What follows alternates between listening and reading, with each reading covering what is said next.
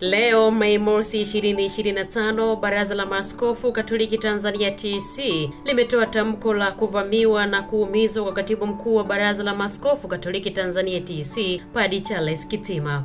Barua inasema hivi: Baraza la Maaskofu Katoliki Tanzania TC limesikitishwa sana na kulaani tukio baya na la uovu la kuvamiwa na kujeruhiwa kwa Katibu Mkuu wa Baraza la Maaskofu Katoliki Tanzania TC, Padre Charles Kitima, lililotokea tarehe 30 Aprili 2025 majira ya saa 4 usiku katika makazi ya makao makuu ya Baraza la Maaskofu Kurasini, Dar es Salaam. Padre Kitima alipata majeraha makubwa na amelazwa katika hospitali ya Aga Khan jijini Dar es Salaam. Tunawashukuru wale wote waliomsaidia na kumfikisha Padre Kitima hospitalini mapema na kwa madaktari na wauguzi wanaomuuguza mpaka sasa. Baraza la Maaskofu Katoliki Tanzania TC limetoa wito kwa vyombo vinavyohusika. Tunatoa wito kwa jeshi la polisi na vyombo vingine vya usalama kuchukua hatua za haraka na za kuwabaini na kuwakamata wale wote waliohusika katika kupanga na kutekeleza uhalifu huu wa kinyama na kuwafikisha kwenye vyombo vya sheria.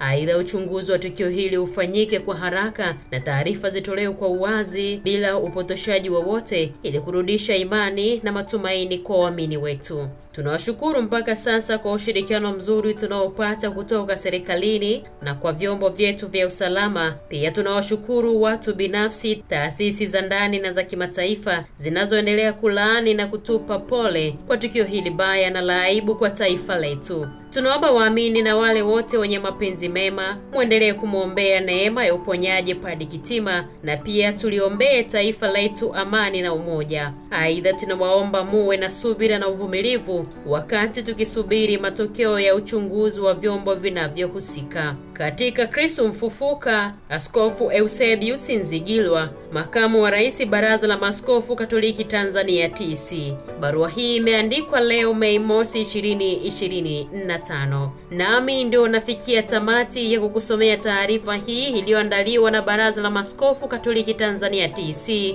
kuhusu kuvamiwa na kuumizwa kwa Katibu Mkuu wa Baraza la Maaskofu Katoliki Tanzania TC, Padre Charles Kitima. Bikira Maria, afya ya wagonjwa, utuombee.